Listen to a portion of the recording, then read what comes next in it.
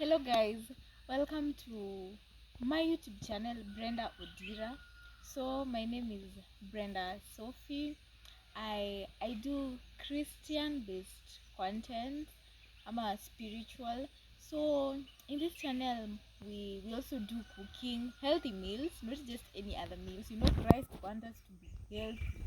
And so yeah, we do recipes of healthy meals and just vlogs based on spiritual things and to inspire someone, to teach someone or rather educate. So yeah, I'm here once again with my sister and we just want to talk about life. She's called Zena. You'll be seeing her more often in my channel because most of the times we're together. So yeah, so what are we talking about, Zena? Hi guys. uh, we really don't have a perfect topic for it, but it is something revolving around female male relationship, As Christian young people who are also growing, especially as young yeah, people. as youths, and we are also aspiring marriage because marriage is a beautiful thing. So I think I'm gonna ask you a question. It's like a conversation. It's not like an interview. Okay. It's a conversation between me and you. Okay. Yeah, you can also ask me. Okay. So then how do you maneuver being a young lady who is a Christian and just having a relationship with male friends generally? Let's just start from there. From generally. Okay. Thank you for that question.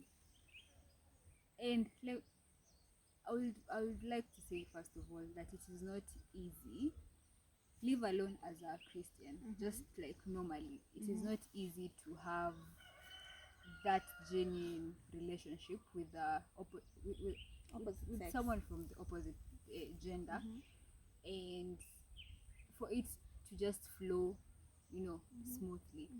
You really need, like, there really needs to be a lot, respect, boundaries, and all that. So back to your question, how do I maneuver a relationship with the opposite gender generally? So I would say, n- as a young girl, naturally, of course, we all want lovey-dovey, to feel loved, to feel cared for, or to love someone, or to care for someone. So generally, if I have a friend of the opposite gender, I would love to do that for them. Show them love, show them care, which is an okay thing, because after all, we are taught that we're all brothers and sisters in the eyes of the Lord, right? Sure. So you have to treat them with kindness, with love, with care, As your brother. as your brother, with all that. So I think the difference comes to the aspect of boundaries. Like, do you have boundaries with them, so that that line is not crossed, so that there's no disrespect, there's no Overcaring. or doing things that are not in accordance to God's will, Yeah, like sure. even hurting someone. So I think that's the major thing. But yeah, in terms of, having a friend is beautiful. Pure I would say. friendship. Pure friendships are beautiful, especially with the opposite gender or even with the same gender. Yeah. So the boundaries aspect is the bit which is a bit crucial. Yeah. So okay, boundaries. So boundaries is something that is key. That is one thing we are noting. Having a friendship with the opposite gender, there should be some boundaries zenye zimekuwa drawn, sindo? So to someone, there's maybe someone who maybe Likes they're in a you. yeah, they now like you. I don't know if should I call it now situationship. I don't know. And how do you go about? I don't know if you're understanding me. I get you. Yeah, how do you go about that? Yes, you're a Christian. You know what? Trifling with hearts. Adventist home. Kwanza Adventist tells us trifling with hearts is a sin with no small magnitude before God. So, yeah, ili msihatiane more, for you guys not to hurt one another. How do you go around with these things? Because these are things that exist. They are there. True. Oh, Brenda, that's quite a hard. Okay, it's not a hard question. but I think it's a very serious question.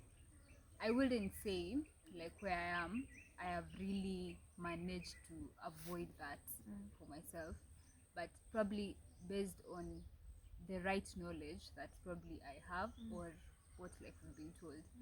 Uh, when you have a friend and it reaches to the point where either sometimes it's even you that like them and they don't. True. It happens. It happens that Uh-huh. you like them and they probably don't, or they like you and you do not like them. So I think as a person, and more so as a Christian, you have to be very careful about how someone feels, you know. Like generally you shouldn't put your friend in a position of hurt. You know, if I love you, I wouldn't want to hurt you. So I think what helps majorly is communication. Just being open, just having open communications. You know, if my friend starts falling in love with me and probably I I don't view them the same way, you should be you know, you should have an open communication with them and just describe where you at or what you feel, so that they don't invest more in you and probably you don't feel the same way.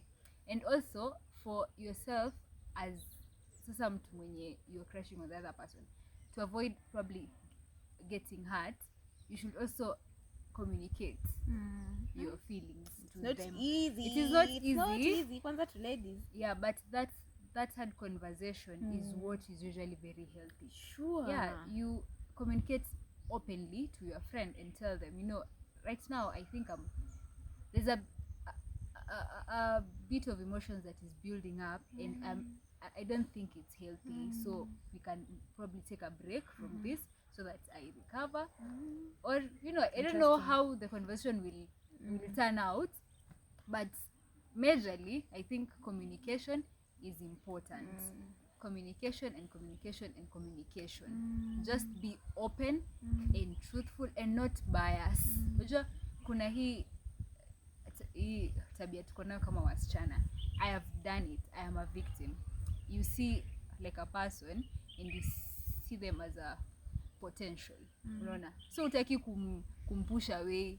You don't want to push them away. You don't want to push them away at oh, now I don't want you. So you're also kind of entertaining the love they give to you and all the emotions. But in the end, when you probably get the person that you like, you now hurt them.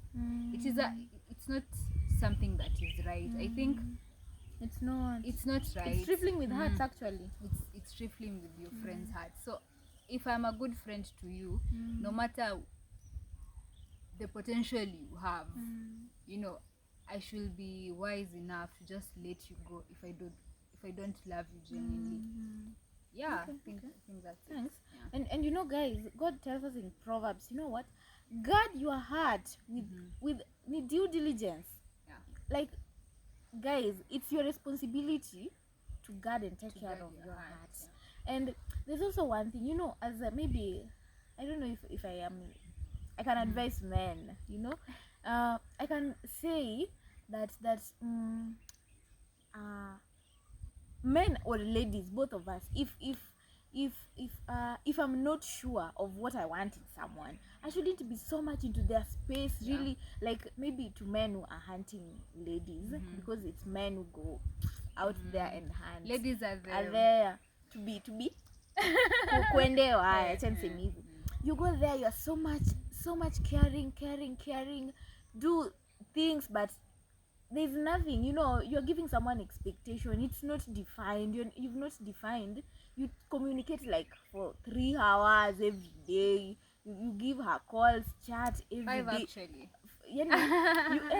You visit, you buy them gifts like daily. It's not bad, guys, to get us gifts, but if you're not sure of what you want, you know, you're also putting us in a space that we're also wasting our time in a way. Let me say so. It's also trifling with hearts in a way. And you know what, guys, trifling with hearts is not something just a mere thing. When God says it's a sin with no small magnitude, like it's a sin, and it's not something that God takes lightly. And you should take care of your sister. I should make sure that my sister sijamweka kwa position yenye she's hurt. And yeah, as Zena just said, communication.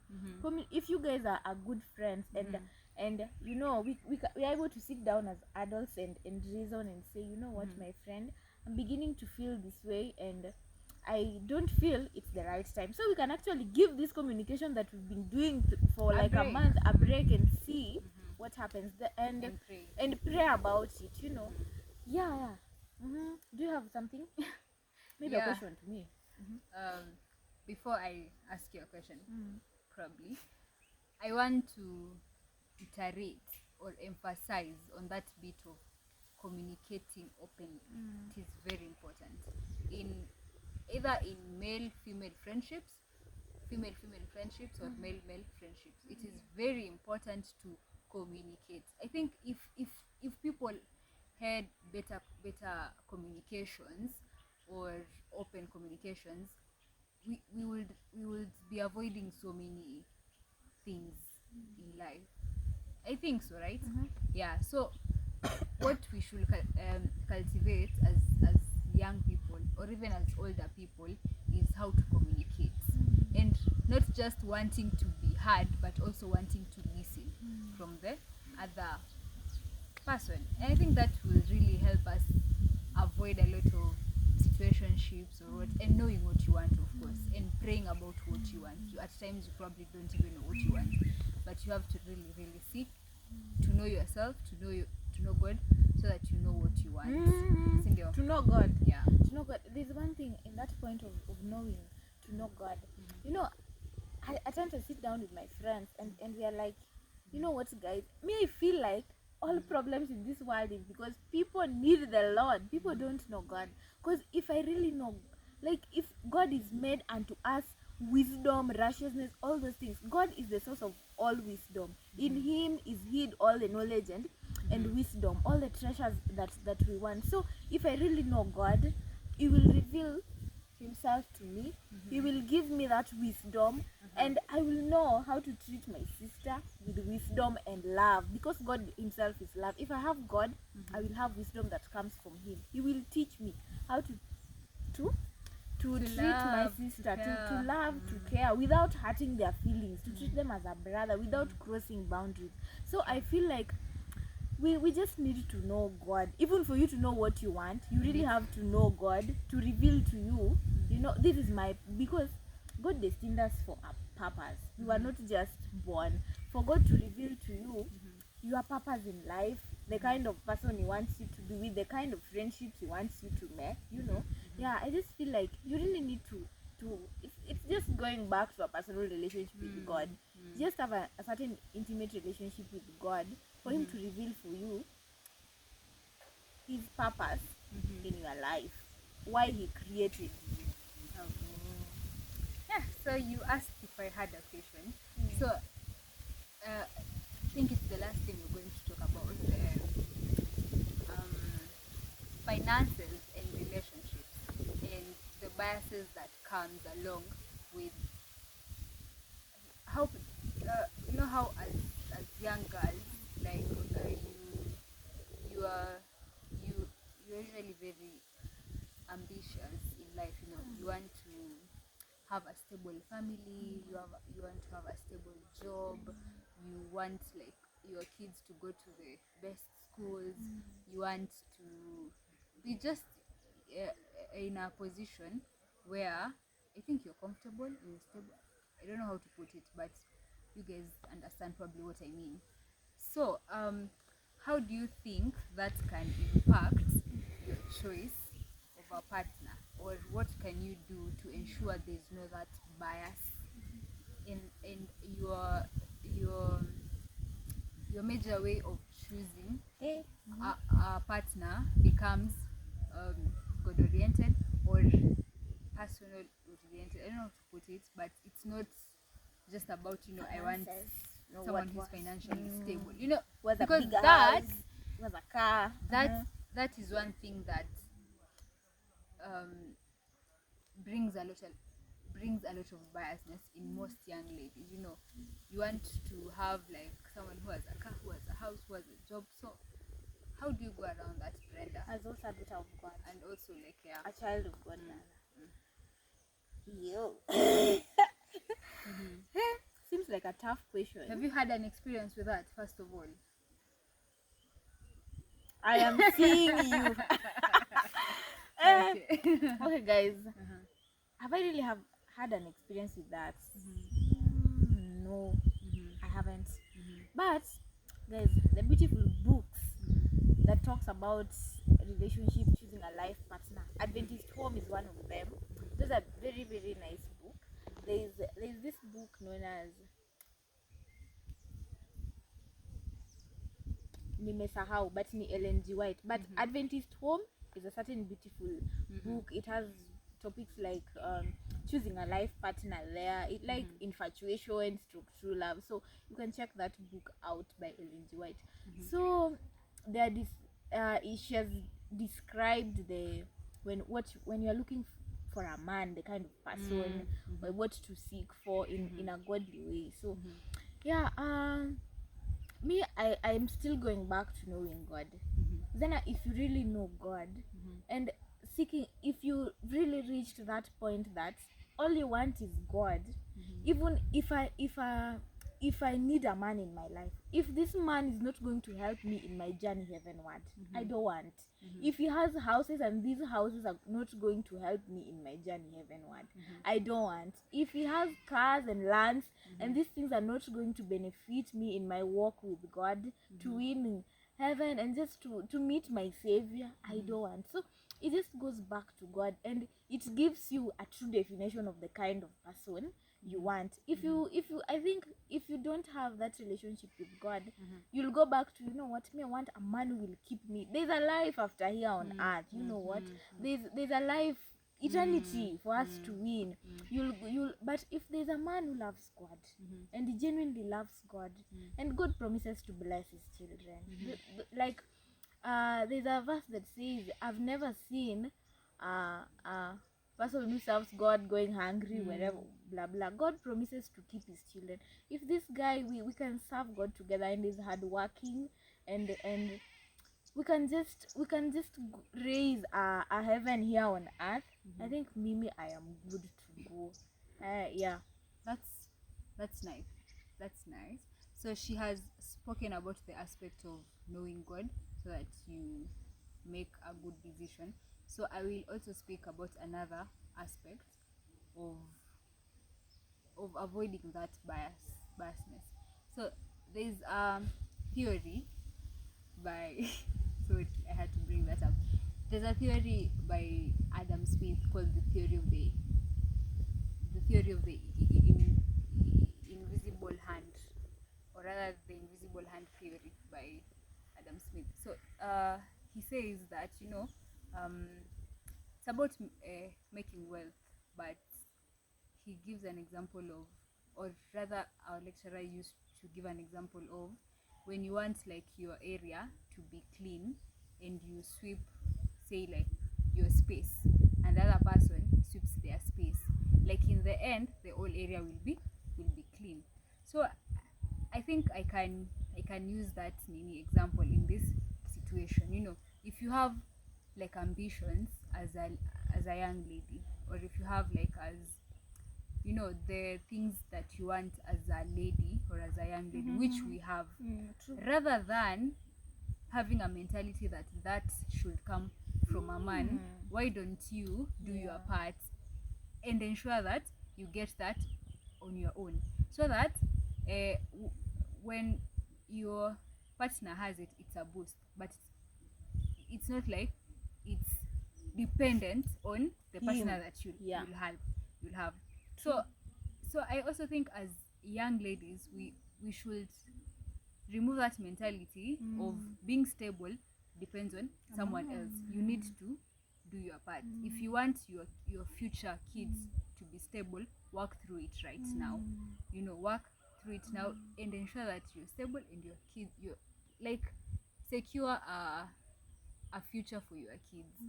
Don't have the mentality that your husband will secure the future for your kids. And as my sister says, the most important thing is that know God.